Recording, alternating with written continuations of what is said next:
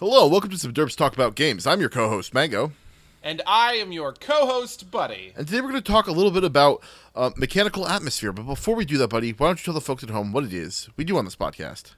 Well, it's pretty simple. On this podcast, we like to talk about games. And today, we are talking about something that came up as a result of your playing at the con that you mentioned last week. So it's actually a little bit more than that. I totally spaced on. I actually went to a seminar on it, on a mechanical atmosphere.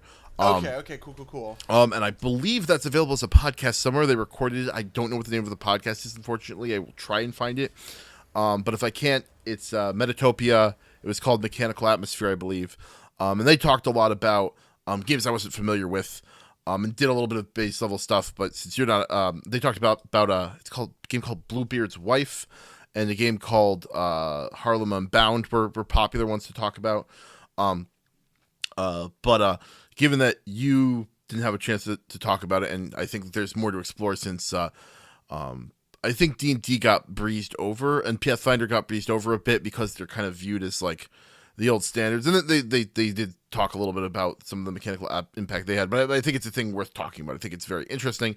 I think there's also some parallels in video games, although that space is a little bit more limited. You have less opportunity to kind of play with those things. But just to kind of give you an example off the top of what we're talking about mechanical atmosphere. It's how the mechanics of the game influence kind of the mood of the game. And the best example, I think, is a game called Dread, which I have not gotten to play yet. I really want to, though. It's a horror-themed game, and every time your character has to do something that would normally require a roll in another game, you have to pull a block out of a Jenga tower. And if the tower falls, you get some narrative control over it, but your character dies.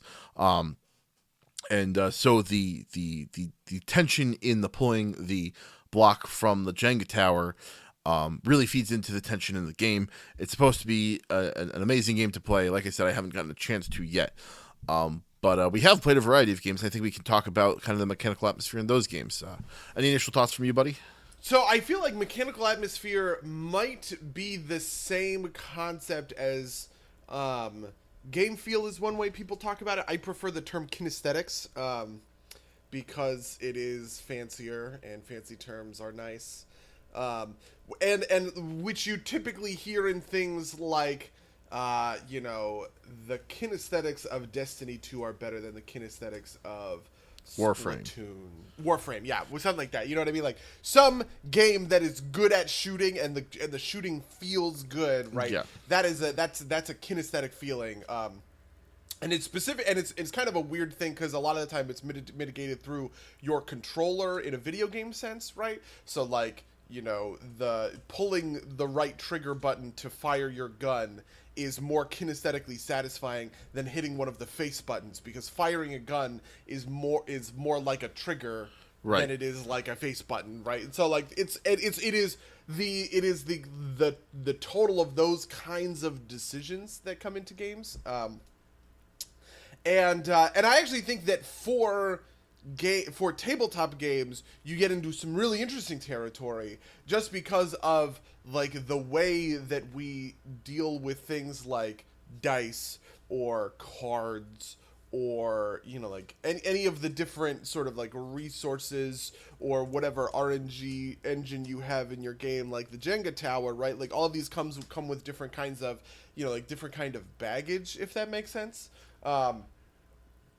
Like for instance, in D&D, you're rolling dice, right? And the core RNG is about what comes up with those dice, and there's almost kind of like a gambler's feel to that, compared to something like in the Marvel game, in like the Marvel Universe RPG. There is no randomizer. It's just about resource allocation. You have like a certain number of beads, and anytime you want to do something, you pay in your part of your resources, right? And those two systems will always just like feel differently because there's not the tension of the roll or the tension of pulling a Jenga piece or the tension of pulling a card out of a deck when you're counting cards or something like that, to kind of differentiate things. Sure.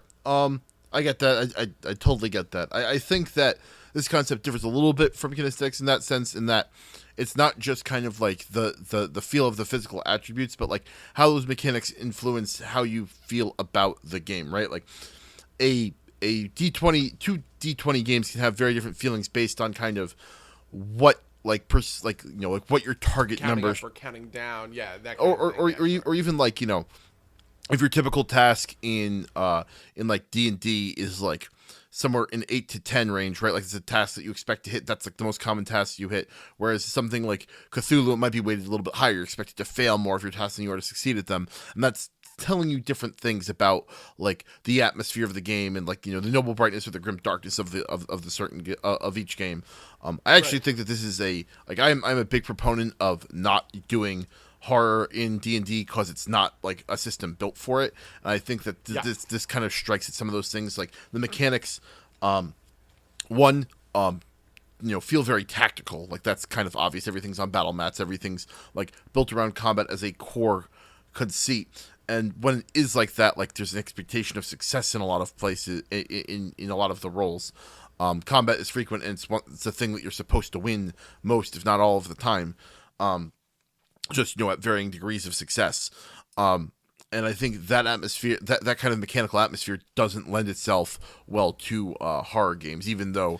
Well, so here's an interesting question about mechanical atmosphere. Is it entirely around rolling dice, or like, so for instance, another piece of mechanical atmosphere that I would say, if I follow this line of logic, right, that makes horror games a hard thing to do in D&D, it is that D&D is predicated on weak becoming strong, right? Right. Everything you do, you gain experience points, and experience points gains you more numbers and stats, and you get better and better, and you come back and you fight monsters that you used to fight, and you defeat them. It's a power fantasy, essentially. Right. Absolutely. None of those are about the dice rolls, right? That's all about the numbers hitting the page. Yes. But they are obviously still mechanics. Is that still? Yes, that is absolutely part of mechanical atmosphere. Okay. Yeah. That's actually kind of like some of the things that we discussed that were discussed in that panel was like I'm not familiar with it, but Bride of Bluebeard is a game about like you're playing like, I believe you play like the like different aspects of a woman who's being like married to a pirate as kind of like a protectionism type of thing. Yeah. Bluebeard. That's a fairy tale. The Bluebeard's wives or something like that. Oh, is it? I'm not familiar, but it's kind of I only know it because of the Bill Willingham comic book Fables. Okay. Bluebeard is a recurring character in that comic book, and so, but yeah. Yeah. So the I don't know much about it, but the mechanics are meant to make you feel kind of like you're struggling, and that you're not. And that a lot of this is kind of like hopeless, and it's like an endless cycle. I believe that's predicated a lot on failure more than it is like kind of like dice rolls or anything like that. An example that I think kind of talks to one that doesn't work well are betrayal feats in Pathfinder. If we find the podcast anywhere, I actually brought that up during that discussion. But those betrayal feats are teamwork feats, and they just don't fit into Pathfinder very well. I think they're neat in that they're like asymmetric, but like, and that's a neat innovation. But in terms of atmosphere, it doesn't fit into the game very well. It doesn't really like fit into like the power fantasy stuff very well, especially because you can't really like force them on other people, which is important from like a gameplay perspective, but just doesn't mesh very well with the world that is Pathfinder. And maybe the answer to that is that those feats aren't supposed to be taken by players, and they're meant for monsters mostly. But anything that's there to look at is not especially the language around them, right? Like the betrayer feats and their team, like it just doesn't fit very well. Yeah, so I think then I would say that mechanical atmosphere, I mean, it is just sort of an aesthetic thing. I'm trying to like think of how I would sort of like categorize it, but like, so it seems as though kinesthetics is a function of this, but a subservient function. Yeah, I think that's it's about a right. larger umbrella term with other concepts in there. Because I don't think that kinesthetically there is anything to to like leveling up your character, right? I mean, hypothetically, if I really wanted to get like wonky or something like that, I could say that like the pencil is your controller and erasing the stats and making the numbers higher feels good or some shit like that. But at the end of the day, right, like there is nothing kinetic, right, about those kinds of mechanics, but those mechanics still create an atmosphere, and that atmosphere is still like it drips into other concepts that aren't just kinesthetic. Yeah, and I also think it's also a slightly different axis, right? Because like shooting feeling good is not like necessarily a design choice meant to like evoke an emotion, right? Like I feel like kinesthetics have a tendency to be like to have like a more objective scale. Like I think you can make the argument that like sloppy feeling shooting can be an intentional thing to kind of evoke a feeling in the game, but I think more often than not, it's just kind of you're making it as good as you can. And so it doesn't relate as much. Although I do think that there are things to be said for like the kinesthetics of a pencil and paper versus an online form. But I think I don't know how much that falls into mechanical atmosphere. It's one of those things that I think is technically like, I think the argument to be made about your controller, quote unquote, for a D&D game being a pencil and paper versus a keyboard and mouse does make like a real difference or whatever. Like I think that, like if I was in debate club and I had to debate that point, I would probably fall on the side of like, yeah, technically speaking, yes, it is a controller in the way that we would think of. But like, it's kind, you know what I mean? Like, yeah, it's a little bit like saying a hot dog is a sandwich, in the sense that like, it might be like technically true by definition or whatever, but it doesn't really like work that way a lot of the time in practice, and it's like a very much an edge case and an outlier. So I think I agree with you, but I also do think that you can talk about the kinesthetic value of like digital versus physical forms. I think also the mechanical atmosphere, right? Like I think like a slick app that keeps track of your cyberpunk stats or your Shadowrun stats feels more thematically appropriate than it would in a high fantasy game. Like a high fantasy game where like I soak my character sheet in coffee to give it that like brown, and then I like singe the edges or something like that. And like crumple it up to make it feel like parchment. Like hypothetically speaking, that's kinesthetically more pleasing. Yeah, okay, I would buy that. Yeah, and maybe it's not your character sheet, but if the GM bothers to do that for like in-game notes or whatever. Yeah. Or stuff like that, right? Man, like this is a total tangent, but I'm just imagining like, like you see a note in the fire, right? And then the GM just lights an envelope on fire and throws it on the table and says, "Go!" Oh my god, that would actually be awesome. Just because I kind of like the idea of putting the onus on the player to like put the note out and read it. Yeah, no, that's so. There was I think this actually this ties in. The first time I ever played Paranoia, which is a comedy like a future like dystopia type game. Basically, you're playing a bunch of enforcers of like I guess it's like a techno-fascist dystopia. Basically, Friend Computer runs everything, and you have to keep like the people like, and everything's like a horrible bureaucracy, and you play kind of enforcers of its will. And the first time I played this game, accusing other players of treason is like a common thing. The game is also built like that. You start out with a 6-pack essentially. If your character dies, a robot will go fetch one of your clones. And you've got 6 of them to start out with, so it's kind of meant to be fast and loose like that. But getting to the point, at one point in the game, so as we're playing, somebody accused somebody else of treason, and like the GM has the player fill out a form, send it back to computer, or send it back to Friend Computer, and he gets like permission to execute the other player. So he does. Later in the game, it's me and another player accused each other of treason.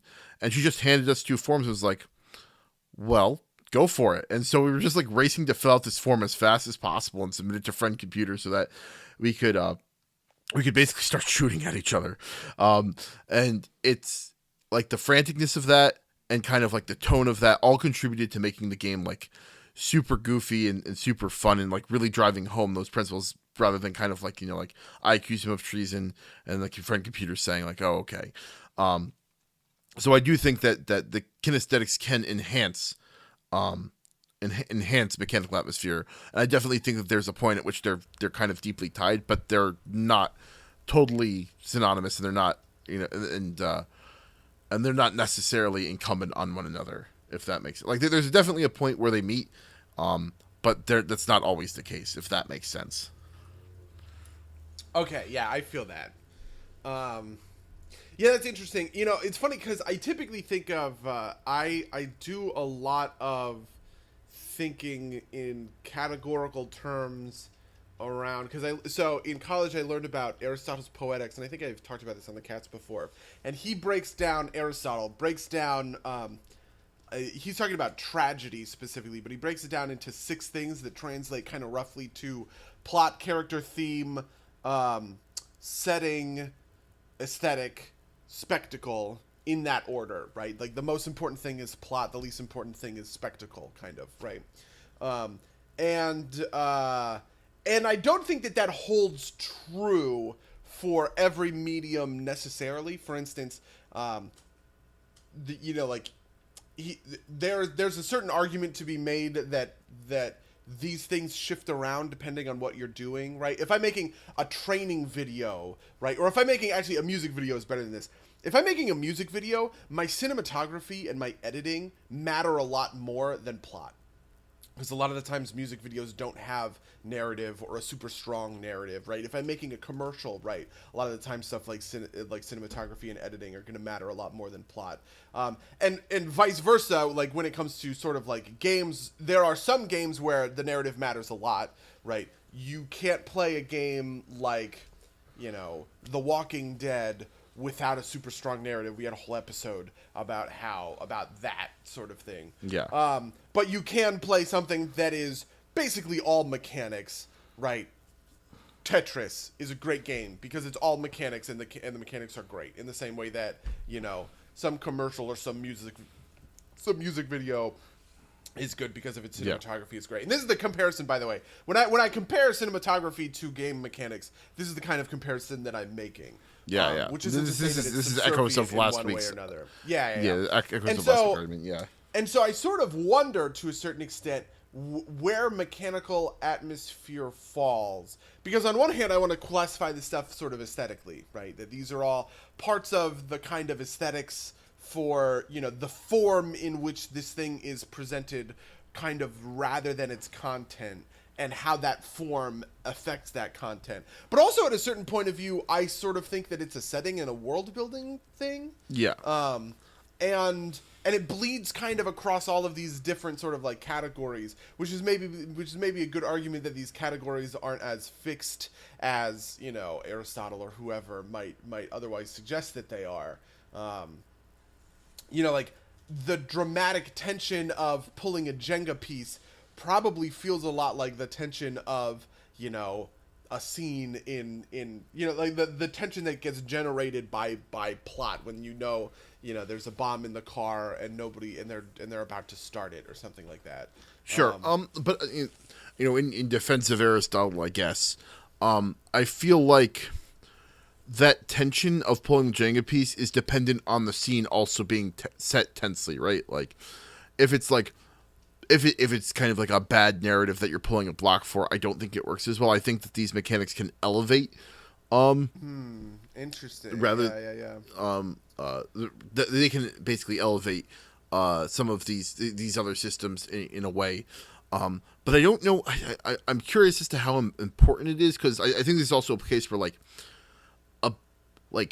bad I'm having trouble envisioning something where a mechanic will be bad but have good atmosphere to it, right? Like I feel like there's kind of like there's some correlation. It's not super tightly correlated, right? Because I can imagine a very good mechanic that doesn't have good atmosphere for the thing you're trying to achieve, but I can't imagine a bad mechanic that has good atmosphere, if that makes sense. That is super interesting, and I'm now thinking about that, and I don't know where I fall on it.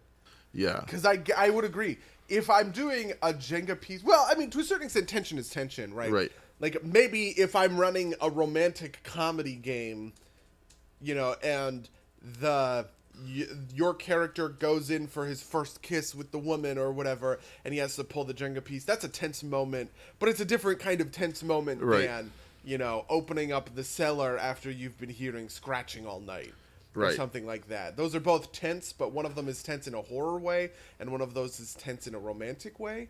And I sort of wonder. Right, but I think that's more like, if we accept the Jenga tower as a good mechanic, right? Like, it's a good mechanic, but with a bad atmosphere for the game you're playing, which is the rom-com, right? Yeah. I don't like what would a bad mechanic be? Like like maybe like is there like maybe not such a thing as like a bad mechanic, just a mechanic that's not good for the system you're currently playing? I mean, yeah. So for instance, I played a game called Underworld that was kind of interesting. And in Underworld, the whole game was based on coin flips, and it was Right. a number of different coin flips. But the purpose of that is Underworld. So like the idea of Underworld is that all of the magic in the U.S. or all of the magic in the world rather is concentrated in the subway systems and the sewers under New York City, because like the New York City subway system actually happens to be like drawn as a massive giant arcane rune, and nobody knew it at the time, and so it just collected all of the magic in the world. And so like you play, so like all your characters are like hobos and stuff like that, that are like living in subway stations and shit, but they're also like magical. And so like I think that I like coin flipping is that because you're playing with like change, right? Right. You can pull out quarters and nickels and dimes or whatever, and you're playing these like destitute hobo kind of characters, and you're flipping the coins, like the change or whatever. And I feel like that system is worse than a system where like a bead system from the Marvel system, because it doesn't have that same kind of like connection to it, if that makes sense. Right. So I wouldn't necessarily say the bead system is bad, but it is less apt than the coin system was, right? And maybe Sure. there's a spectrum there, and you can say, oh well, dice and cards are more apt than beads, but less apt than change, or something along those Right, lines. Right, but it's apt to the particular game, is it not? Right, like, it, yeah, I mean, it's a randomizer, so yeah. But like the point being that, like, as we're talking about, the different mechanic you choose will have different effects on the game, right? Like, card games tend to have like a hand where you can basically choose what you're playing, and like there's kind of like a guiding fate aspect to it, where like you can put off your failure by a little while, to play like your best cards now, or vice versa, right? Like, you can fail now to guarantee that like you will hold on to an ace to guarantee a win for an important junction in the future. And that obviously feels very different from a die, because the die is the die and it rolls relatively fairly, regardless. That has manifest effects on how the game feels. I don't think I'd say that either one is better. They're just different and have, and might be better suited for certain games. The question I think I'm trying to ask is there such a thing as a mechanic that's always bad, that you would never want to do? Like, I guess I could come up with like, I don't know, like, I don't even know, like, even something ridiculous. Like, you have to like go target shooting or something, right? Like, I feel like there's a game where that would make a lot of sense. Maybe the like maybe skill based games, or like skill based mechanics are never great for tabletop games, because you're trying to let someone role play as opposed to like be them, like like have to rely on their own physicality. I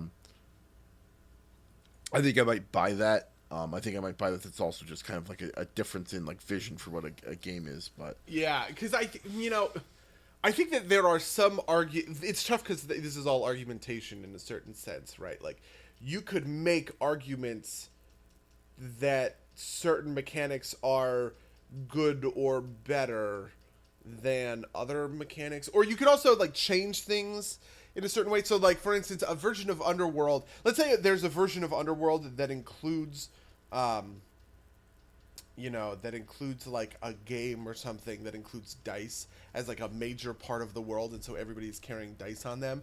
All of a sudden, you might have an argument to say, yeah, okay, maybe playing with change is neat because everyone's playing hobos, but playing with dice is better because it has this in-universe connection. Yeah, like you're playing gamblers in a gambling hall or something. Yeah, exactly, something kind of along those lines or whatever. And so like it really comes down to sort of like what. It's an interpretive thing and a kind of subjective thing, and it's always going to be like, maybe there is somebody out there who says, I think this should be played with dice rather than coins, or I think that this should be played with cards rather than or something kind of along those lines, and they have their sort of reasoning for it. I don't know. That's really interesting. I think that's definitely a piece of mechanical atmosphere, right? Like these all have these kind of associations with them, right? Like whether they're like kind of the common real world associations, right? Like hobos to change or whatever, or just kind of the way that they feel in execution, right? Like dice pool games, right? Like when you roll a bunch of dice, you get a distribution curve that like peaks at the middle, whereas when you're using like different types of dice, the like single dice all have flat distribution curves. Yeah, definitely. And I don't know if I could tell you right now like how that makes things feel different, but I think if I thought about it hard enough and I played enough of both types of games, I could tell you that like that there's probably a practical difference there, right? Like Shadowrun as a dice pool game will tend to have a lot more results that like skew towards the median rather than D&D, which is going to have results that are not only dependent on the randomizer itself, but also on kind of like what like your target your normal target number is. At some point, I've played with a bunch of different randomizers, and they do have different like so for instance, this is our friend Nick makes this point commonly that 2d6 is better than 1d12 for two reasons. One, the distribution of 2 to 12 is better than the distribution of 1 to 12, right? Right. But also that because you're rolling 2 dice, you're more consistently hitting that 7 is going to be the most common number, and so your consistent DPR of 7 is better than very swingy DPR between 12 and 1, right, sort of thing. And I kind of like wonder how much like that math is. I actually kind of like it to a certain extent, because I do think that swinging a great sword for 2d6 should feel different than swinging an axe at 1d12. Yeah. And you are more likely to get that. The nice thing about the great axe is you are more likely to hit a 12. It's very rare to hit a 12 because it's 1 out of 36 with 2d6, but it's 1 out of 12 with a d12, and so like your highs with a great axe are going to be higher, and that's cool. I agree.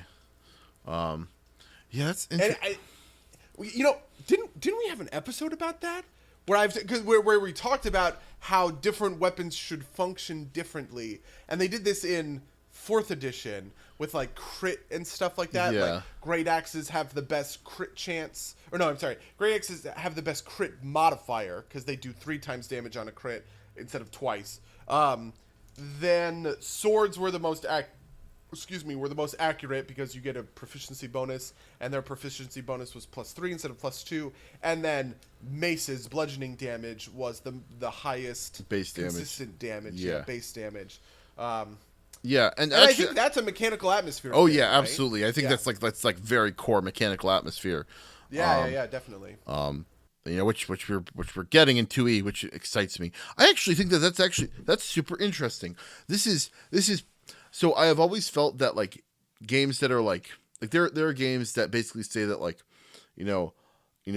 large weapons all deal, like you could essentially build out a custom weapon and like skin it however you want there. And I always felt that those like didn't feel great, even though they technically gave me all the flexibility in the world that I wanted to like play the character I wanted to. And I think that this is like a really big part of that, as to why I feel like that those games fall short. Because there isn't that differentiation, and every weapon feels the same regardless of what you're doing. I think we had that a little bit in that game that we made for HPPG. What was that called? The one where we all made custom heroes. Yeah. I really like that game. It was like Iron something, maybe. I forget.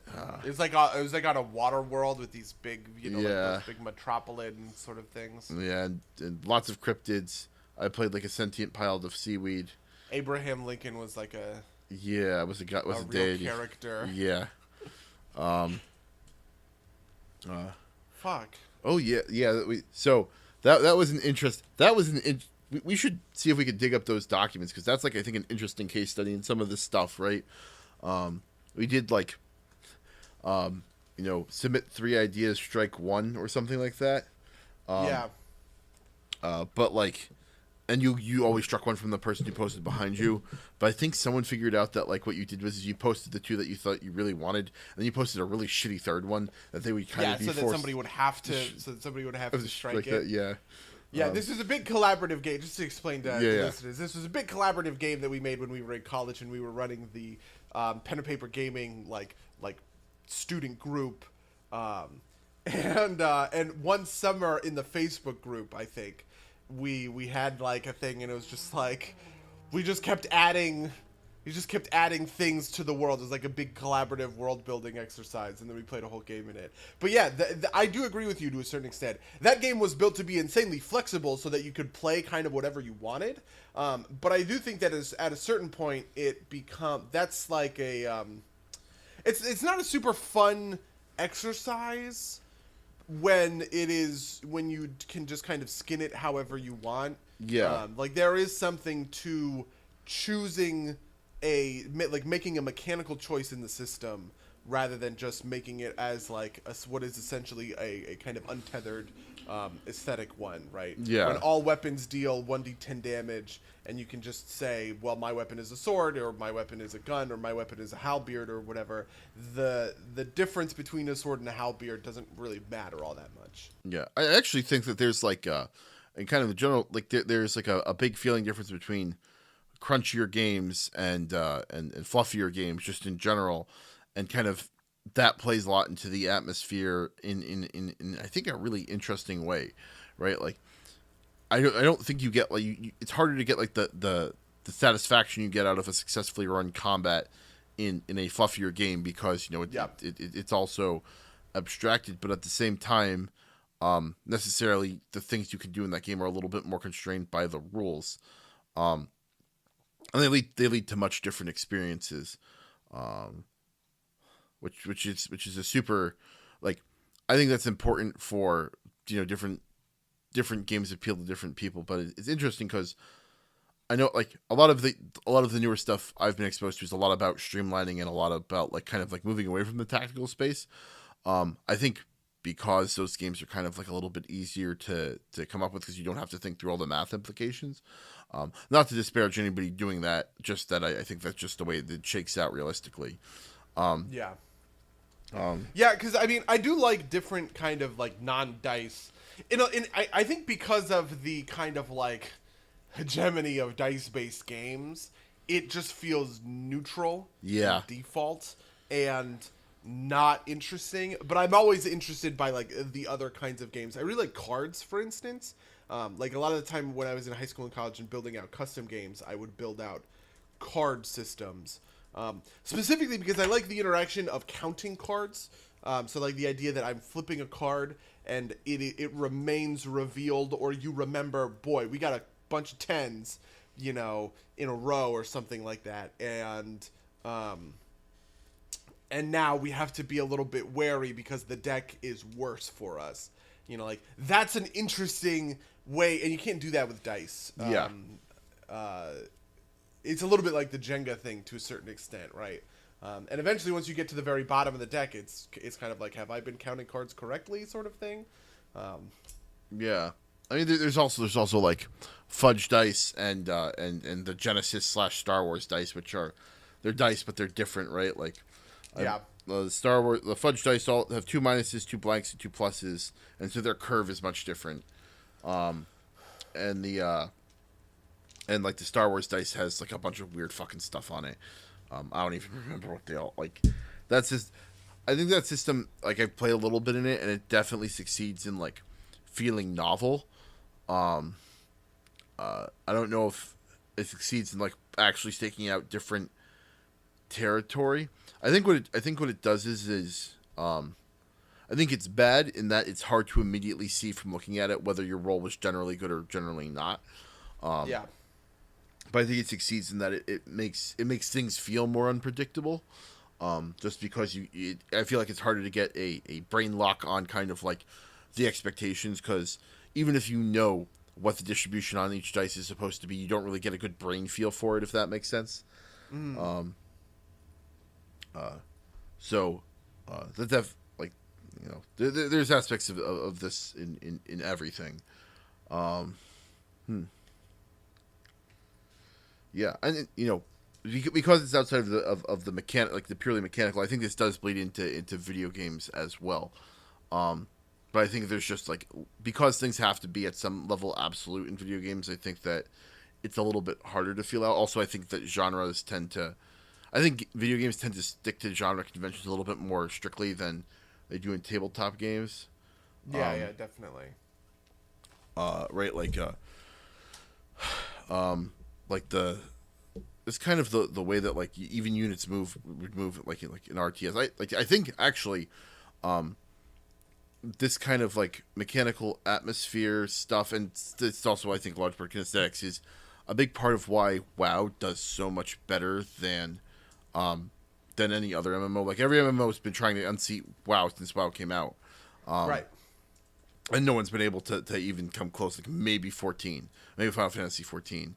And Elder Scrolls Online has a foothold, but I think a lot of that can be attributed to like, because WoW is a little bit like, all the graphics are kind of simpler, and kind of all the mechanics are a little bit looser in execution, right? Like, it's not super hard to like to kind of execute, and it kind of all feeds into this cartoony looking world that it just feels more welcoming, maybe. No, I think that's a legitimate thing. I've talked about this in other situations, like when like Black Desert came out or whatever. Black Desert had like that super realistic, in-depth character creator. Yeah. And that's very neat, and that's very cool and everything like that. But there's something, I think, to WoW coming out in 2004, and having that cartoony aesthetic, and kind of over time, you know, having to go with that aesthetic and that big polygon kind of, which honestly even came from Warcraft 3. You know, like a lot of that aesthetic comes from the fact that Warcraft 3 was like polygony and stuff like that. And so to a certain extent, if you are WoW, I think you do get a boost from having a cartoonier sort of, like, you know, these aren't very anatomically correct monsters. They just look cool, versus something that looks more realistic, right? And even to a certain extent, I think 14 benefits from this, in the sense that 14 kind of did the same thing, but instead of going for like the Lord of the Ring cartoons from the 70s, 14 went for anime.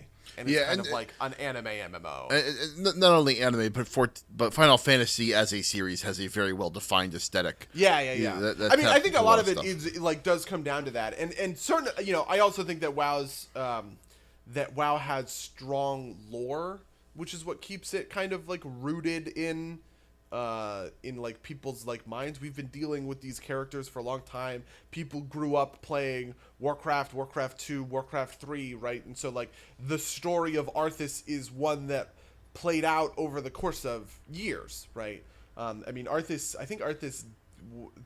Arthas raid came out in 2010. So the story of Arthas plays out over 7 years, right? Which is something that is like kind of unheard of when it comes to like video games, because if you think of each WoW expansion as like a kind of a sequel, it like, I mean, like it's they went through 5 sequels before they actually got to a point where Arthas, the character, definitively died, right? And we are still, to this day, dealing with other characters who are coming out of Warcraft 3, right? Like, Battle for Azeroth is all about Jaina Proudmoore, who's a prominent character in Warcraft 3. And so I think that, you know, this is a little bit outside of the mechanical aesthetics sort of thing, right? But like part of it is that, you know, these are very long running stories that have that have just been playing out over, you know, decades, right? Like Deathwing is a character from Warcraft 2 who died in 2012. That's insane to me. That's how they kind of approach things. But even inside of like from a mechanical atmosphere kind of thing, I see people make these kinds of decisions in WoW all the time. I had a hard time playing a lot of different races because I didn't like animations of those races. Like for instance, I don't like the Worgen casting animation, and so I have never played a Worgen caster just because like I think it looks like that animation looks bad. For when I'm casting my spells, but the animation for undead I like a lot, or for humans or for dwarves I like a lot, and I don't have a hard time playing, you know, a dwarf warlock or an undead mage or something kind of along those lines. Yeah, no, that makes sense. I wonder how much, like, you know, the fact that you kill bosses over and over and over again, both at the raid level and at the dungeon level, I wonder how that kind of affects like kind of like how we view the characters in the world, especially like because some of them, you know, like how permanently dead people are or how permanently gone characters are. I think is a thing that's always kind of called into question. You know, not that anybody thinks that Arthas is coming back, but like Illidan, right? Like Illidan, Yeah. I like, you know, has been such a big force, and you know he has come back a couple different times. I wonder if that kind of thing is like, if the fact that like the fact that you kill people a bunch of times, like that you continuously kill these big villains, in a way that is like permanent lore wise, but non-permanent kind of like through your mechanics, affects how kind of like these things play out. I think it takes a lot of the edge off of it, keeps the game from feeling like super grim, along with the fact that like, you know, the death animations aren't like exactly like gore fests or anything. Yeah. Definitely that leads to like a lighter feeling world, but like I don't know if I've got anything more to say about it, but I definitely think. Well, I mean, even just like the idea of getting 10 of my friends together, and we have to all work together to go kill, you know, whoever the raid boss is, Gahoon, right? I think that's a mechanical atmosphere sort of thing, right? That this thing is insurmountable unless you bring a team. Right. Yeah. No, that's absolutely true. That's definitely good for like progression feel, right? Like, you know. Yeah. You know, we had to have 10 of us, but you know, 3 years later, and you know, one expansion later, I can do it by myself without a thought. I feel like, yeah, that's definitely true. Yeah, and I feel like where that runs up against kind of like lore boundaries is interesting, because like I think there's definitely like a cool progression feel to that. There's also kind of like a, you know, like a gamey feel to that kind of like pulls away the authenticity. I actually think that this is a big thing for Red Dead Redemption 2. To kind of shift gears off of WoW for a second, right? Like, open world games generally have a lot of like ways to fast travel and ways to kind of like get around very quickly. And I think that kind of like definitely disassociates you from the game, and it has negative effect, like is a negative mechanical atmosphere effect, right? Like it pulls you out of the game. Whereas Red Dead Redemption, I know there's a fast travel feature, but I haven't unlocked it. I've also heard it's very bad. But you know, you can like you have to ride around on your horse a lot, and it's relatively slow, and the game is relatively slow. But I think that definitely helps that game feel more cinematic and more lived in. and more breathing. It feels like the world's like kind of alive-ish because it's a little bit closer to the real world. It's like not so stacked on top of each other that everything happens at once, and like as opposed to something like I don't know, like Skyrim, even, right? Like Skyrim with fast travel. Another good example of this is Spider-Man, right? Spider-Man has fast travel, but you rarely end up ever using it because the web swinging is so fun.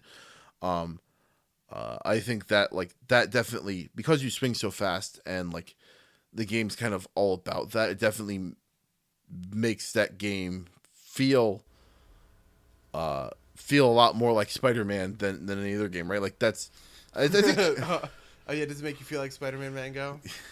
it does.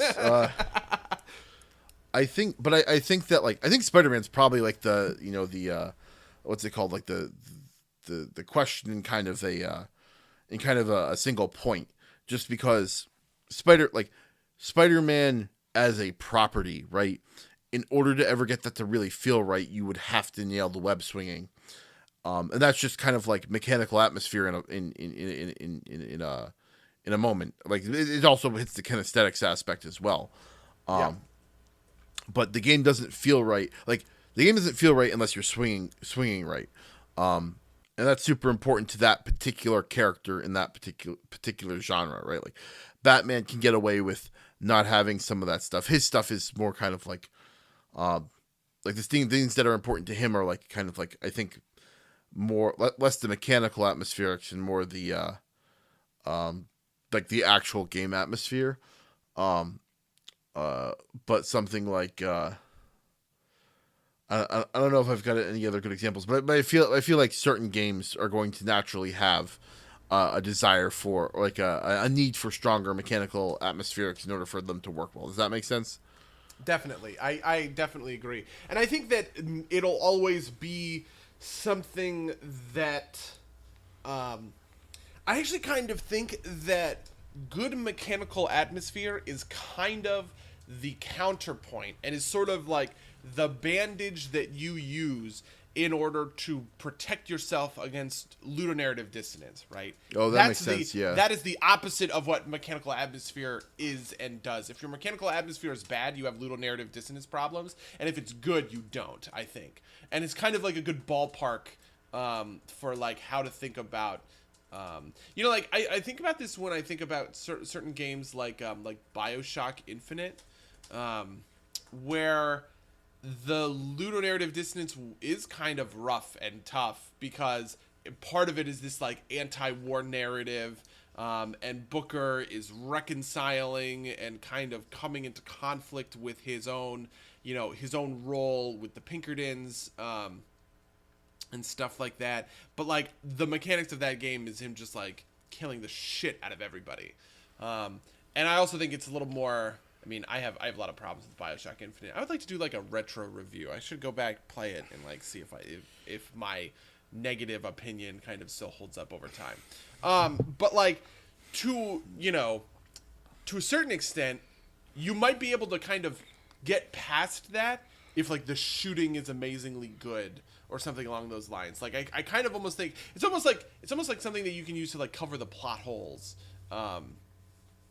If like the mechanics are just like that great, you might just say, well, kind of, who cares, right? It doesn't really matter. That's not a big deal. But when like the sweater starts to come undone and you start pulling at threads, all of a sudden, right, like it kind of bottoms out. Yeah. You know what I mean? And I think it's not just the mechanics are good. I think it's the mechanics are correctly atmospheric, right? Like you could have like and appropriate, right? Yeah.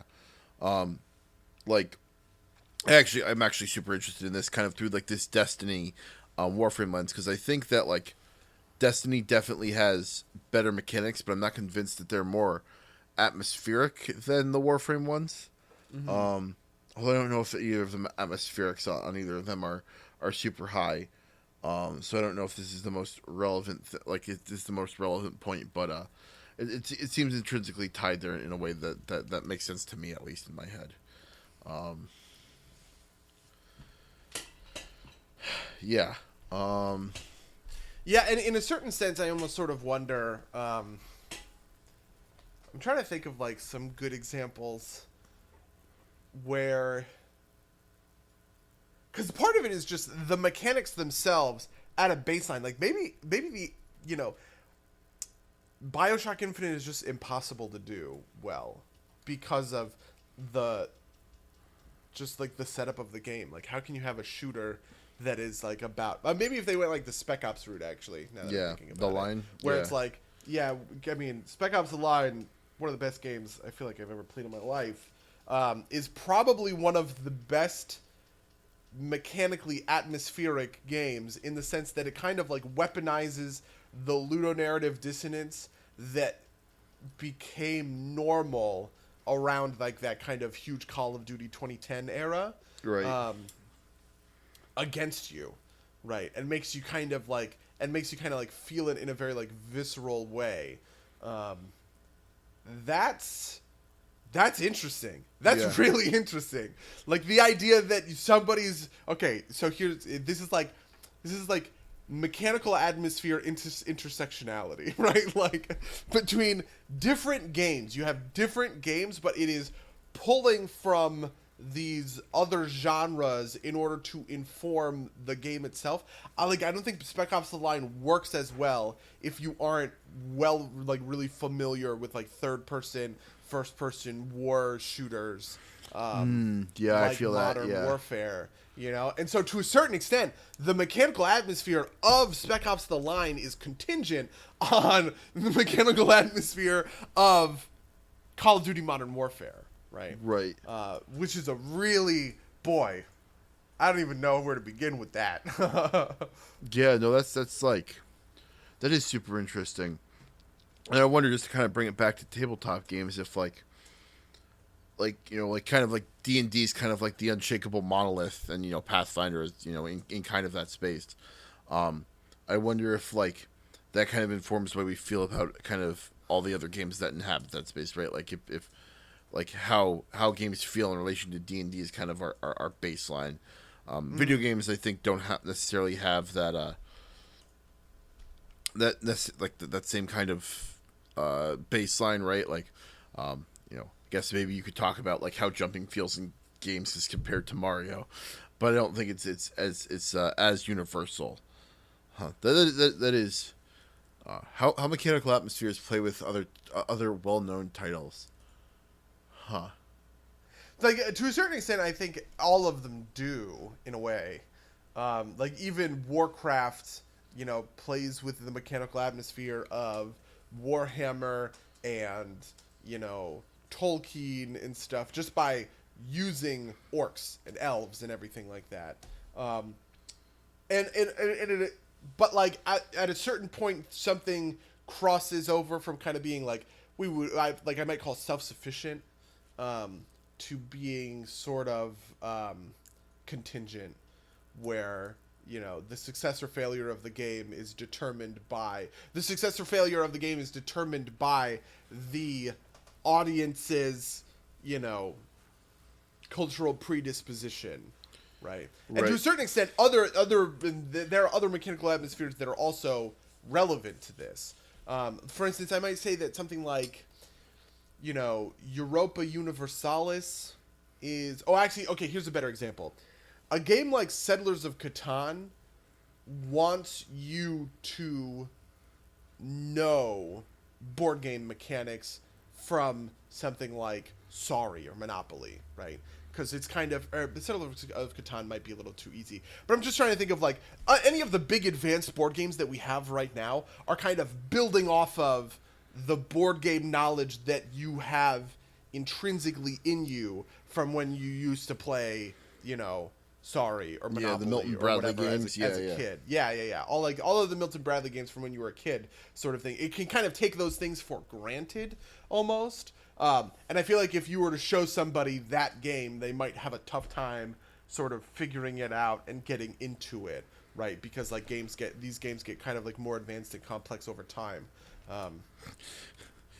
Buddy, actually, I think that's not a great... I don't know how much I agree with my own point. How do you know what a board game is, buddy? If the box doesn't tell you what it is, get back into this dumb meme that I came up with at Gen Con about the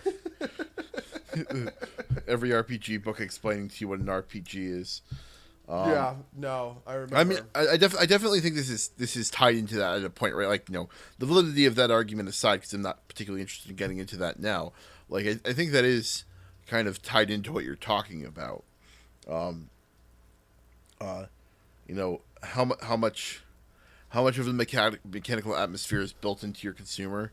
How much do you expect them to like know what you're talking about at the beginning at some level? How much is subverting that like a mechanically atmospheric choice? Because that's definitely like you're definitely right, spot on with Spec Ops the line, right? Like the choices made there were definitely to subvert your pre-built expectations that only exist if you have a piece of that cultural moment. I actually wonder if that kind of tangentially if that affects its kind of longevity as a classic, right? Like I feel like obviously it's not mechanical, but you get some of these questions about like older pieces of film or television that are playing off of cultural moments that you don't necessarily get if you weren't there. Like the easy version of this is like people who see like a thing like in I don't know, like a dance on like that, like a Fortnite dance is taken from me, like, oh, that's the Fortnite dance or whatever. Right. It's like, oh, fucking kids or whatever, but like that part of that requires knowledge, like all referential humor and whatever requires knowledge of the kind of the original event. I don't know. I feel like that's just a piece. I feel like it's a little bit tangential. Yeah. I mean, so so I don't think my board game argument is very good because I actually think if you follow it to its completion, everything is like this, right? For instance, I've talked about this with film before, but like we are better understanders of film now than we were 40 years ago, right? And so, for instance, we have it built into us as kids what a shot reverse shot looks like, right? And that you can cut between two things, and that is, like those edits are just completely seamless, right? But in the 20s or whatever, when a lot of this kind of film grammar was first being built from the ground up, they didn't have that kind of understanding. And even in like the apocryphal stories of the train is coming at the screen and everybody freaks out because they think it's real, sort of like that's kind of we have grown up with the medium of cinema long enough to understand some of these pieces of its grammar, and to a certain extent I think that's really what like the board game stuff or even like the what is an RPG section at the front of every RPG book stuff kind of like comes down to. And that is a fundamentally different thing than Spec Ops saying no, this is the dominant game in the culture right now, and we are specifically talking about that, right? Which is much more rooted in specificity of time and a lot less in the medium, right? Which is to say that like, Spec Ops: The Line could have been, if collectible card games were the dominant game of the time, Spec Ops: The Line would need to be making fun of and deconstructing card games in order to work. And there's a big difference. There's like a gulf between those two, because one of them is commenting essentially on a genre trend inside of the culture, and the other one is commenting on the just like the basic building blocks of the medium itself. Yeah, no, I feel that. I do feel that. We got a little bit away from kind of the original topic, but I think that's okay. Yeah. Did you have any final thoughts on? I think that this is a really important thing. I think that it's it reminds me a lot of kind of like the way that lighting in like the original kind of like era of film was thought of as a theater thing, essentially, and it was just kind of like you just light the whole fucking thing so that everybody sort of sees it. And it was only sort of like over time did film understand that no, we don't have to light every scene and we don't have to stage every scene like it's being played in front of a theater. And I sort of feel like that is kind of what this conversation is in a way, and what understanding, like what a mechanical atmosphere comes down to, because that's something that's unique to games.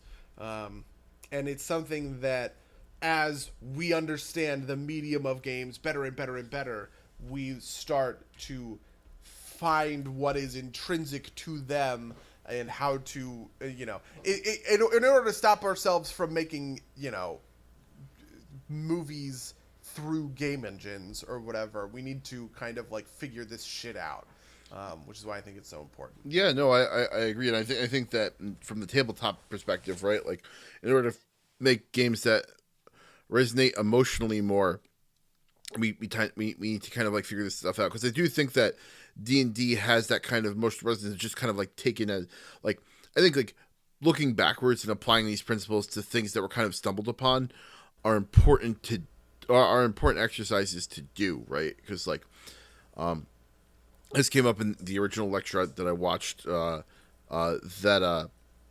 like generic systems are necessarily going to have less strong mechanical atmospheres, because you can't do too much to tie it to a specific a genre, because otherwise you lose the generality that you're building with a generic system. Yeah. And I think that part of realizing that is realizing that D&D kind of by accident stumbled into a field that was well suited for kind of like high fantasy noble brightness. It works for certain other things that are closely related, like like space. I think like space operatics work well for it, but I think hard sci-fi maybe doesn't work as well with it. And I don't think horror works well with it.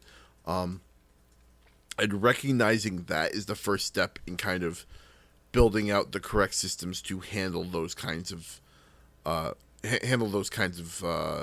games in a way that like gets you a better experience out of them. Yeah. But yeah, I think those are the final thoughts on that. How was your week?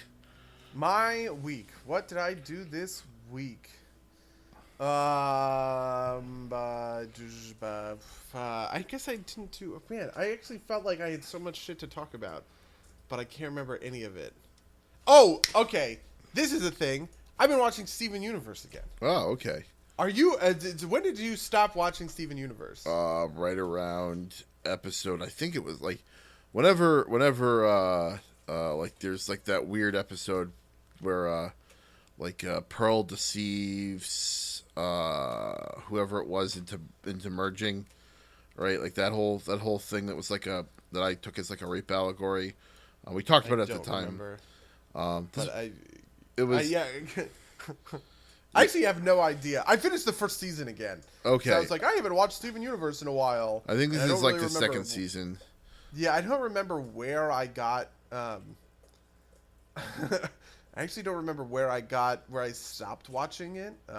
Because I like to watch things in big sum totals typically. Right. And so I was like, I should watch something, and I saw Steven Universe was on Hulu, so I was like, oh, let me fucking watch Steven Universe again. And boy, that first season is killer. Specifically the ending. The ending of the first season is just like. What's the ending of the first season again? Spoilers for Steven Universe, by the way. This is spoilers for the first season of Steven Universe. The ending of the first season, Lapis, Peridot, and Jasper all come to Earth, and Garnet gets revealed as a fusion and fights Jasper, and sings that song. And then the very end has Jasper fusing with Lapis, but it's a trick, and Lapis pulls Jasper into the ocean. Oh yeah, that's right. Yep, I do remember that. That was a good episode. So it's a good show.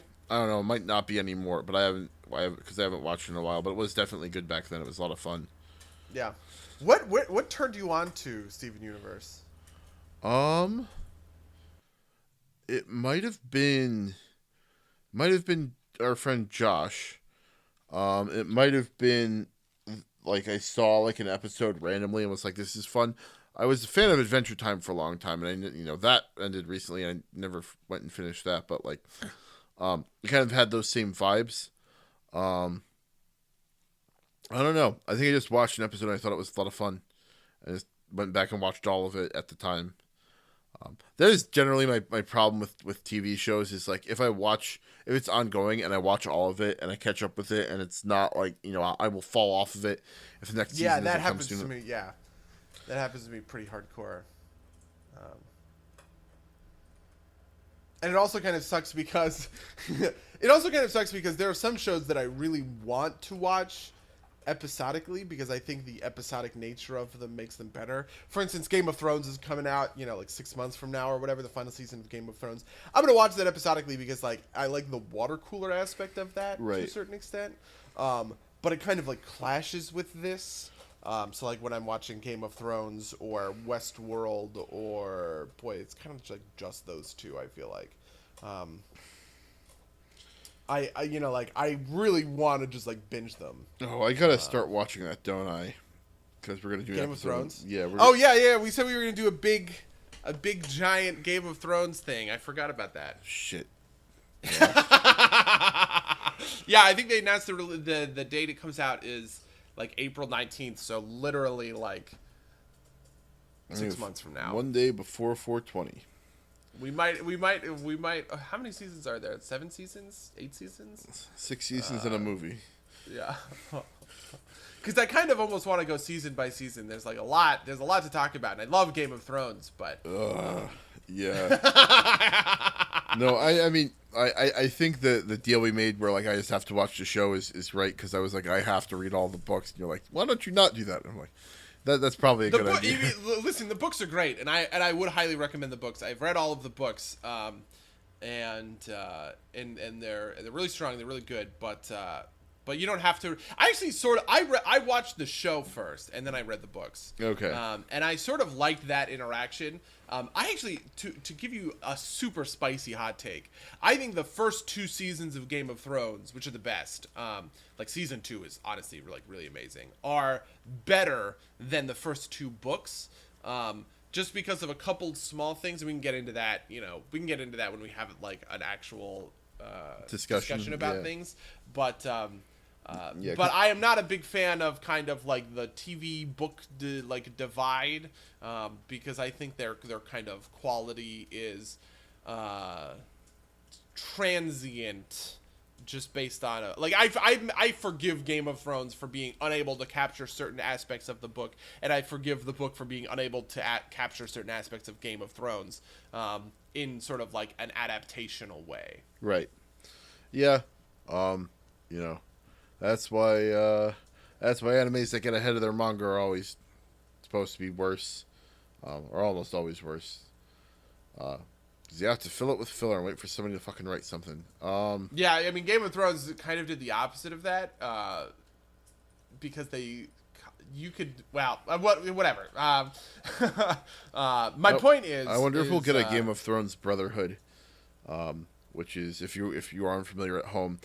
Full Metal Alchemist had a series done while the manga was being written, and it got ahead of the manga and just diverged into its own thing, which was considered to be. And that's Brotherhood? No, that's the regular one. Okay. And that was considered to be decent. And then after it was all finished, they went back and redid the whole thing, following the manga, and that's Brotherhood. Oh, interesting. That is actually very interesting. Yeah, so if George Railroad Martin ever gets around to like writing the other books before he dies, you could theoretically go back and like make Game of Thrones Brotherhood. Honestly, I would be really interested to see that. There are definitely going to be Game of Thrones.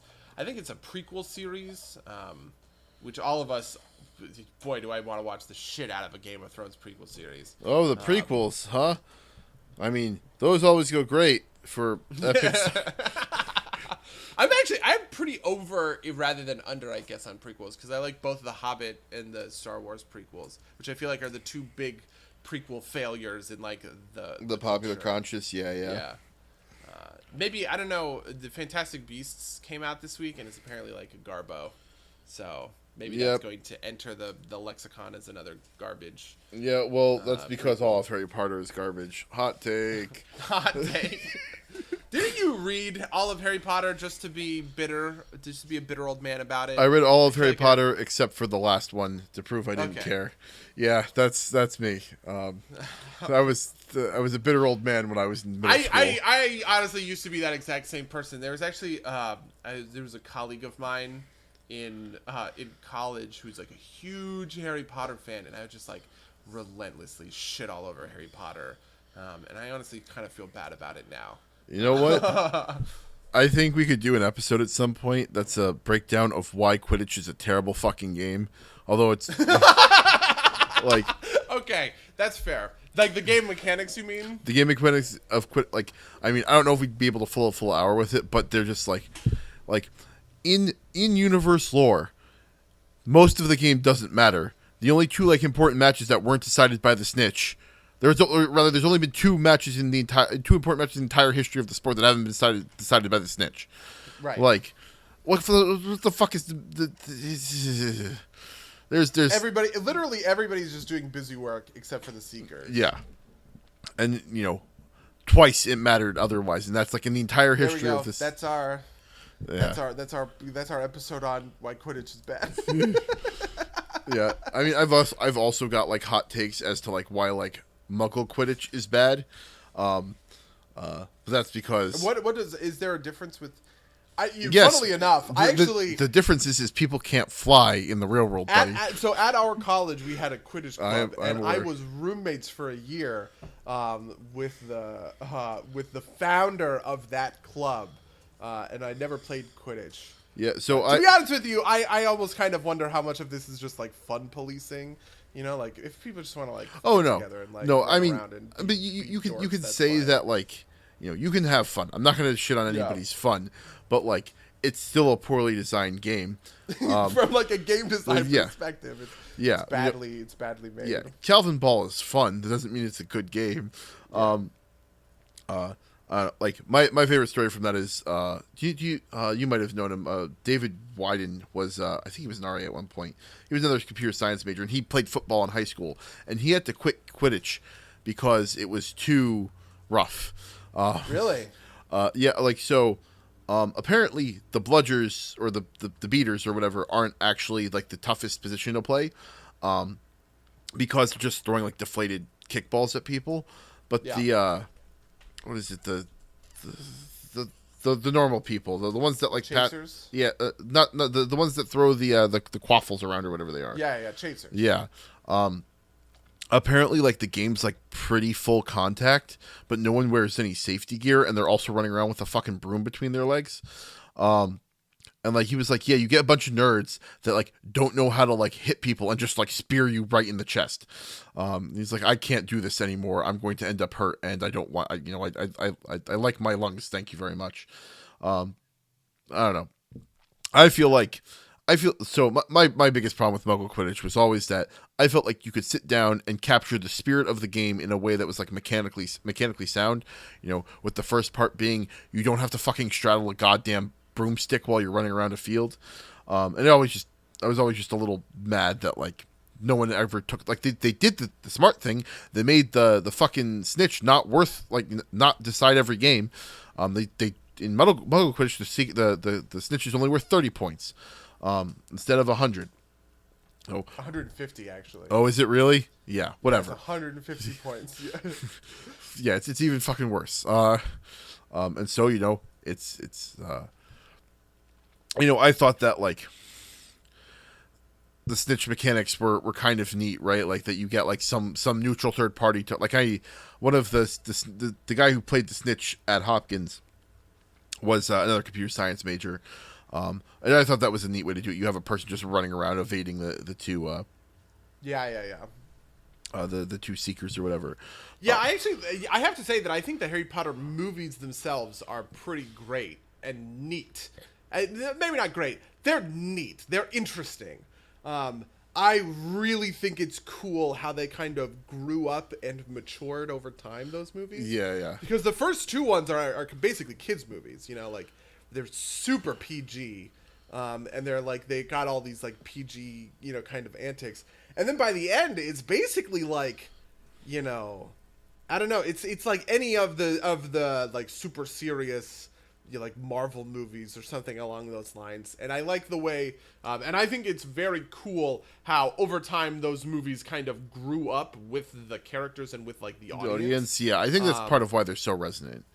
Yeah, definitely. And even the books themselves did this. I mean, the first 2 books are also very kiddie compared to the last like 3 or 4 books. Man, like book 5 is just like angsty teenagers. The book. Yeah, and that I even though I think I'm not a fan, I will recognize that that's kind of a cool feat. It made J.K. Rowling like rich as fucking balls. Yeah, she's like a billionaire, right? Yeah, something like that. I don't know. Don't remind me. Anyway, those were Harry Potter hot takes. What else did you do this week? So this is an interesting thing that I've actually been watching videos about recently. So J.K. Rowling has an active Twitter presence, and part of her active Twitter presence is about like something that she does is like goes back and kind of canonizes things. The best example of this is the Dumbledore is gay thing, where like 2 years after the final book came out, or a year after the final book came out, or whatever, she has like a press conference to be like, and by the way, you never saw it in the book, but Dumbledore was gay. Like, and there's like a small industry of YouTube videos that talk about her own sort of revisionism over like the last 10 years. Like a big reveal that apparently came out in the Fantastic Beasts movies, which she wrote the screenplay for the Fantastic Beasts movie, is that Voldemort's snake, Nagini, is secretly a Korean woman this whole time. And just like, and so, stuff like that, where she like kind of goes back and comments on the books that have already been written, that have been out for 10 years, and kind of like says, well, this all happened off screen, but actually secretly it's all part of my original vision. Yeah, like that kind of thing. And to a certain extent, I don't know where I feel about it because like I am on team Deckard is a replicant, which is the exact same phenomenon, right? Ridley Scott puts out an interview in the 90s about a movie he made in 1982 that said, I shot that whole thing assuming that Deckard was a replicant. And I think the movie's more interesting if Deckard is a replicant and everything like that. But, like, I think it's kind of dumb and queer-baity that J.K. Rowling is like, oh, and by the way, off-screen, Dumbledore, boy, does he like dicks. Like, you know what I mean? Like, what the fuck? Come on. Like. Yeah, I mean, I think that, like, it's a mixed bag, right? Like the things that like annoy me most are like the things that she like they're like less definitive statements, and like the one that like came out was like she said like something that like it never says anywhere that Hermione's not black or something, right? Like yeah, right. And then like people posting passages about how like she's pale skinned or whatever.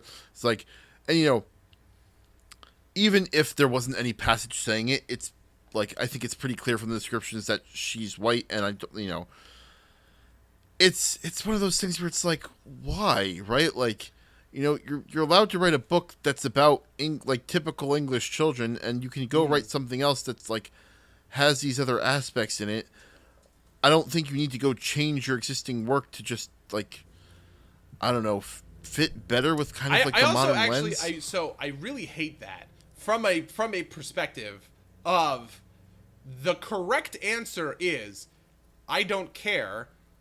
In this adaptation, she's black because there should be a black character in the main cast or whatever. You know what I mean? Like, I think that it's so dumb to me to say, oh, well, secretly she was always. I never said what race she was, and you're like you all assumed she was white or whatever. And it's like, yeah, okay, sure, we did, obviously, but like if you want to change the race of a character to be more inclusive or to have better representation or something along those lines, I feel like you should just own it, right? Like when they did that with the Fantastic Four movie, which by the way was god awful, obviously. It's like, yeah, Johnny Storm is being played by Michael B. Jordan. He's a great actor. Johnny Storm can be black. Who cares? Get over it. You know what I mean? Like, why do you have to pretend? Like, I think that's very dumb.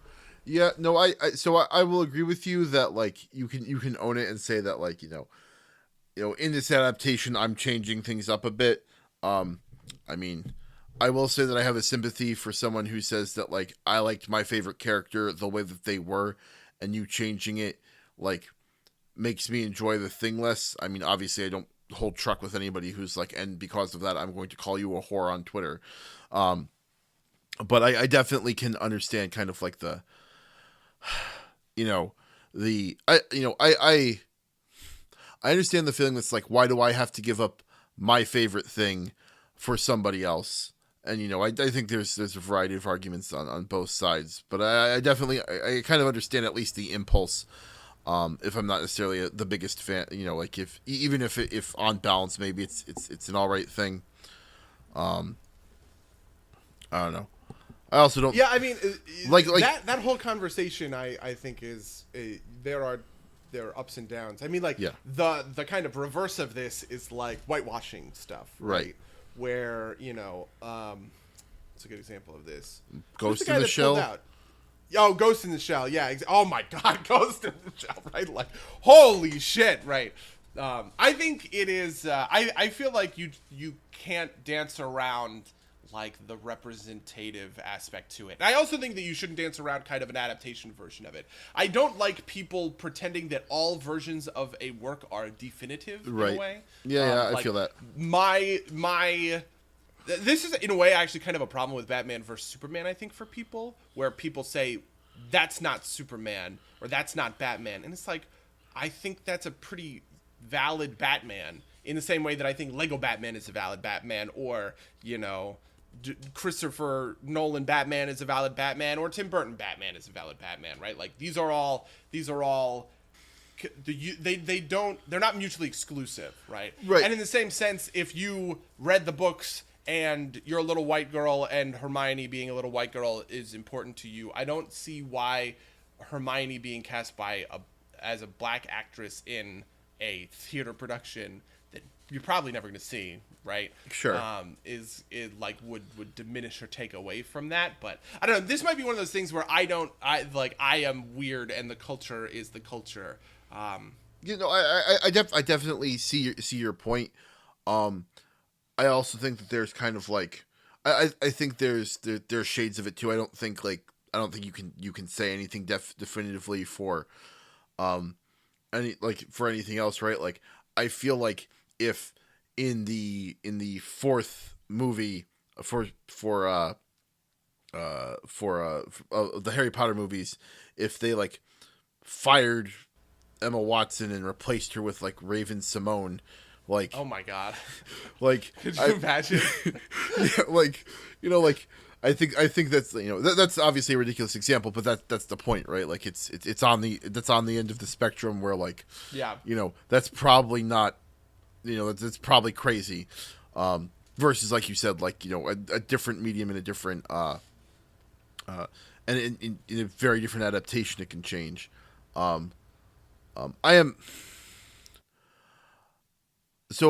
think the other side of this too is like I am sympathetic to the argument that it is better to make an original character. Of that, I don't think that invalidates the position that you could also do it differently in an adaptation. I just think on balance, it's probably like there's no reason you can't have like a different wizard at a different time in a different thing that is also representative. I think just kind of on balance like that creates another character that is in the space that you don't have to like worry about from either end, like washing out how people feel about it, right? Because like you have the stage play adaptation Hermione, and you have the movie Hermione, and then let's say you have like some third version, right? Like what would be another medium? So I'm not a huge fan of this, but I understand what you're getting at.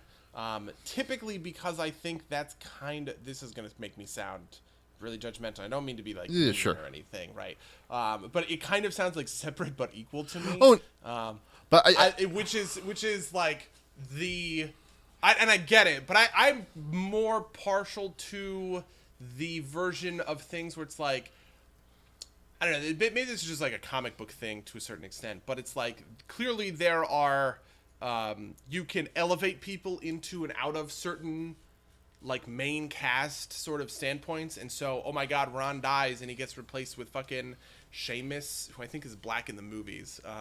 He's the pop guy from from Community, actually. And it's like, so maybe like that kind of a thing makes a certain amount of sense to me. This is actually kind of the argument that you would use around Captain America being Sam Wilson, that Falcon becomes the new Captain America. Right. Like, he's a well-established character in the story. He's friends with Steve Rogers. He's been friends with Steve Rogers for fucking forever. And the title's transferable. Yeah, and the title is kind of, like the title is transferable. No, I think my point is not that, like, that like they need to be separated because of some, I don't know, like just that, like, let's say like there's a Harry Potter cartoon that they decide to spin up that's like Harry Potter the later years or whatever, right? Mm-hmm. Like, which Hermione do you use, and who are you betraying by choosing one or the other? Yeah. And I think that's just kind of like a set of problems that I think like are just easier to, and maybe it being easy to address isn't a valid metric, but I think that that's just kind of a thing to think about, right? Like, I'm not against like the characters of diverse backgrounds being included. It's a tough thing to deal with, right? In the modern age, yeah. I don't know. Yeah, because I also think I'm sympathetic to arguments about kind of like quote unquote like the like ghettoizing these like certain of these characters or whatever, in the sense of like, if you create a black character and then say, oh, by the way, this is Eric, the Black Wizard, who's been our best friend all of the time or whatever, that just kind of feels like tokenism to a certain extent. But I mean, the other part of that too is that if you make him too like stereotypical, then that's also bad on the kind of the other end of that spectrum, right? Yeah. It's tough, man. Yeah. It's really tough to get to the bottom of it. But the point is, J.K. Rowling did it wrong. Yeah. Fucked it up. Because she queer baited everybody with Dumbledore. With Dumbledore. Just to define that term, because I learned it for this thing, in this set of things. It's when like shows, which I have learned through YouTube, is apparently a very common practice, where shows like give you hints that like there could be some kind of queer relationship between these two characters or something like that, but it's always just like hints and like very subtle like subtext, because they don't want to like scare off, I guess, like, I don't know, like Christian moms or something like that. Apparently it's super bad in the show Supernatural. Do you know that show? I'm not super familiar with it, no. It's about like two dudes fighting like the underworld or something like that. But apparently they make all these references all the time in the show to things that, like, if you extrapolate out from them, express a kind of like at least a desire for a queer relationship between them. Like, they talk about moving to Vermont and starting a bed and breakfast together or whatever. And this is when like Vermont was the only nation, or was the only state in the U.S. that legalized gay marriage. Yeah. And so people could like read into it or whatever, but like the show never goes there, kind of thing. And it's all there, I guess, for just like fan fiction or stuff like that. Yeah, I also think that like there's another side of that coin, which is like fan people who want things too bad, like definitely demanding. It's like, oh, he looked at him, and it's like, yes, they made eye contact, right? Like, and it's funny. I am simultaneously a huge fan of the idea, like the idea of Frodo and Sam being like romantically attracted to one another or whatever, and I also think that's abhorrent. Sam loves Rosie and he wants to go back to the Shire. Yeah, right? Like, I mean, if I want to put on my serious hat for a second, right? Like, I also think it kind of devalues like real relationships between guys.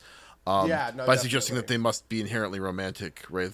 I absolutely agree with that, because I think that's actually that's like a problem in a way, that there's a certain amount of like no homoing you have to do when it, you know, it's true. It's what it is, right?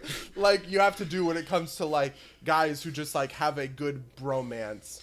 Yeah, I'm just imagining you know, fucking JD like and Frodo, Turk.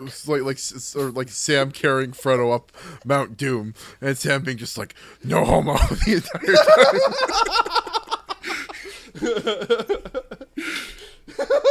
Yeah, but yeah, because like, you know, I don't think if somebody wants to write fanfic about JD and Turk from Scrubs, you know, secretly having like a gay love affair, that's fine, obviously. But I think that's probably one of like the purest expression of like a true bromance, Yeah, yeah. you know, on screen, or like Abed and Troy from Community or something kind of along those lines. Yeah, absolutely. Yeah. Yeah. I don't know how we got on all of this. It's because we decided to poke the Harry Potter bear. Yeah. So Harry Potter fans, I hope you have a fun time unsubscribing. We don't want you anyway. Yeah, just smash that unsubscribe button. I'm so sorry. I didn't do a lot this week. The only thing I would bring up is that I started reading the Apocalypse World book, which is a really fun read. If you can get your hands on a copy of it somehow, I'd recommend it. And it's got some really interesting GMing advice. I think at some point in the future, maybe in a couple months, we should talk about it because I think it's neat. Even though I've never played it, I think the what it talks about is really cool. And the only other thing to shout out is I've become addicted to TikTok, which is like the world's shittiest meme generator. It's like Vine, but like worse. And they're all like musical memes, and it's got this really dumb duet feature. I mean, it's a really great duet feature actually. Where like somebody posts a video and you hit duet, and then you record your video, and it's like next to that video when it comes up, and so you'll have like somebody who like puts their hand off screen, and like the other person will like, you know, like mime that hand coming into their side of the video, or like you'll have like these like chain memes because you can duet a duet, and it has this weird like shrinking effect, but it's still really, it's like people will like pass like it's this weirdest fucking memes like the gamer furry war is apparently a big thing on TikTok, which I didn't even know was still like a thing. But like, there's this one video of this furry dancing in their fursuit, and they jump out of frame as if to jump into the next video. That's like a common thing to do. But the one that took off was like, and then like a teddy bear goes in, and like the guy catches the teddy bear, just like starts stomping on it on the ground, and, like kicks it into the next frame. There's people beating up this like these animals because I don't understand where this gamer furry war came from. I've been also watching plenty of YouTube videos all about that. So it's always kind of been a thing, right? That like furries get shit on, and I don't know why it's taken off on TikTok. TikTok is like prime irony memes, right? Like half of like the like there's like a ton of memes that are like girls telling themselves to go back into the kitchen in an ironic way. It's just I don't quite understand. I feel old. I don't understand the kids. But it's, no, I feel that about deep fried memes. Yeah, I was like, oh, deep fried memes. This sounds funny, and then I just keep looking at them like, wait, what? Yes. What? Yeah. What's going on? E. That's fine. E.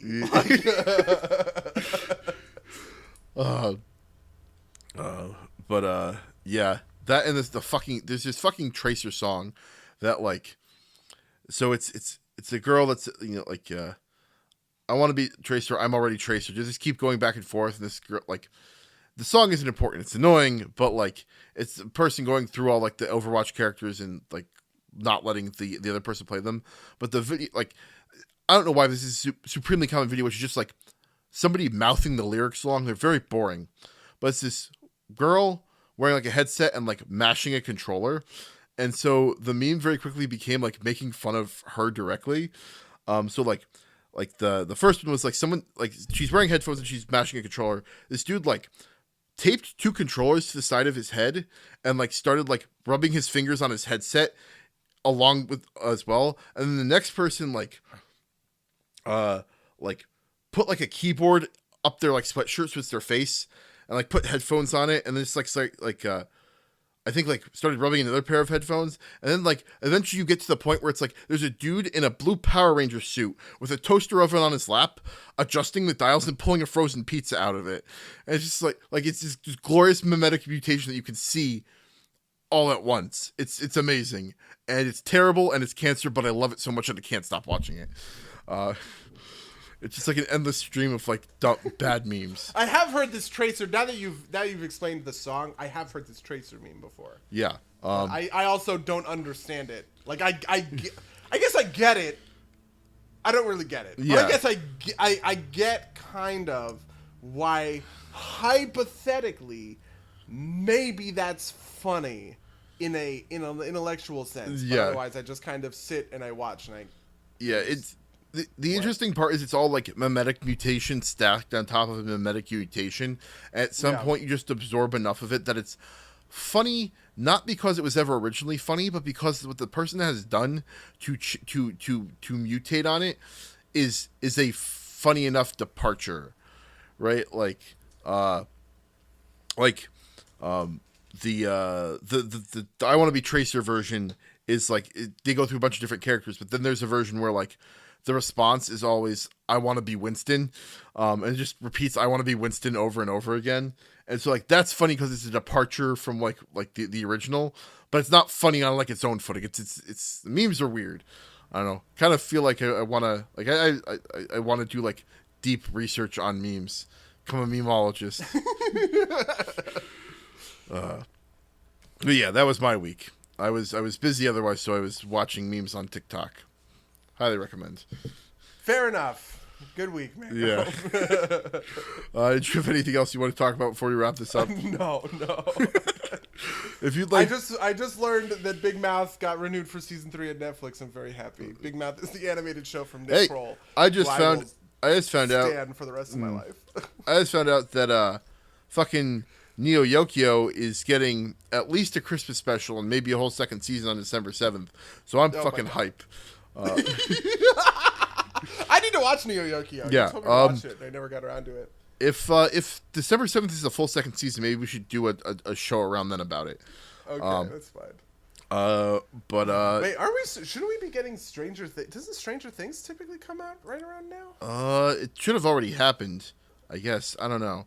When did I think Stranger Things season 1 was in Halloween, but maybe Stranger Things. I haven't watched season 2. Oh, really? Yeah. This is like. When did that come out? Last year sometime. This is like. Oh my god! It came out. Yeah, it came out on October 27th of last year. Yeah, where's Stranger Things season 3? But we are getting what is it called? True Detective season 3, right? Yeah, with Mahershala Ali, my boy. I don't know who that is.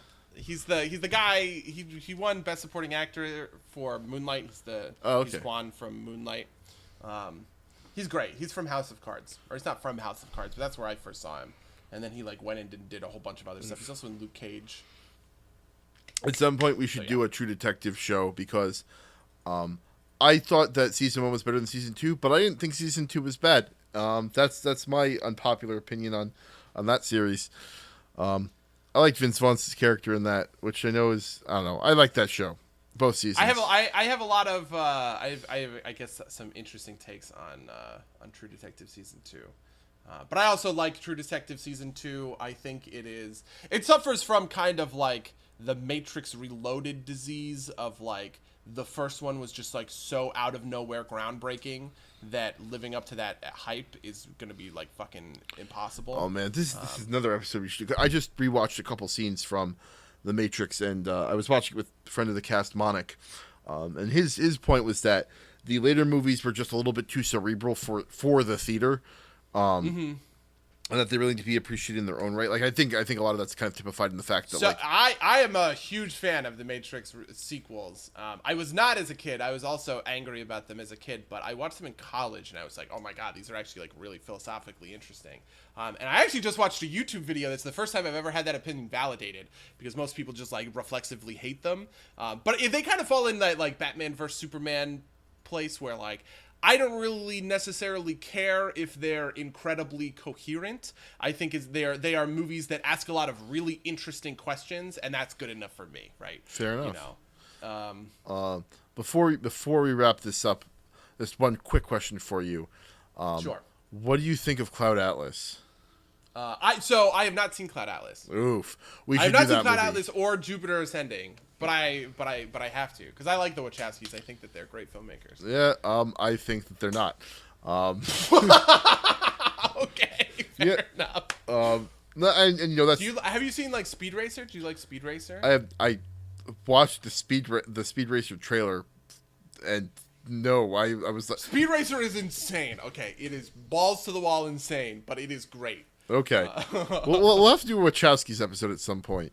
Okay, that's fair. Yeah, what else? Because Jupiter Ascending, and then they had Sense8 was their Netflix show that I never watched. All right, well, we're way over time now, so I'm going to wrap this up. If you want to email us about what you think of Mechanical Atmosphere, that's what we talked about in this episode, the Wachowskis or Harry Potter or anything else we talked about on this episode, email us at somederpsplaygames@gmail.com or podcast@somederpsplaygames.com. You can follow us on twitch.tv/somederpsplaygames. You can follow us on YouTube. You can rate and review us on iTunes. Hit that subscribe button, click those likes, rate reviews for us on iTunes, give us big smiles. That's everything I had. Buddy, do you have anything else you wanted to promote? I have nothing else I am looking to promote. In that case, until next time, loyal listeners. Wait, no. What? Yeah. That's what I say. You say. What do I say now? Until next time, dear listeners. Yeah, that's... You got me.